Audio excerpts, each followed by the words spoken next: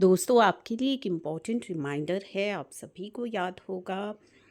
Notification number 53 issue की गई थी जिसमें बताया गया था कि tax payers who could not file appeal for some technical और एडमिनिस्ट्रेटिव रीजंस की वजह से जो अपील फाइल नहीं कर पाए थे या उनकी अपील रिजेक्ट कर दी थी ये कह करके कि वो टाइम बार्ड है इन टर्म्स ऑफ सेक्शन 107, तो वो अपनी अपील फाइल कर सकते हैं 31 जनवरी तक, जिसके की कुछ कंडीशंस थी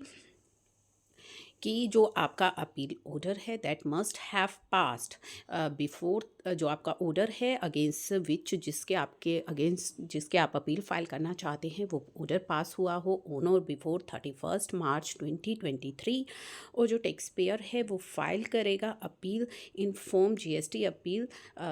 जो कि ऑन और बिफोर 31 जनवरी 2024 तक आपको फाइल करनी है।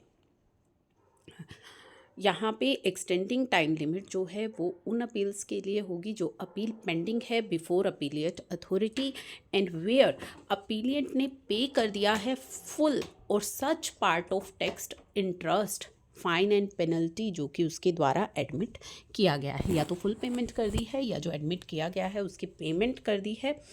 12.5% of the disputed tax amount, यानी कि जो डिस्प्यूटेड टैक्स है उसका 12.5% subject to minimum of 25 crore is paid, out of which at least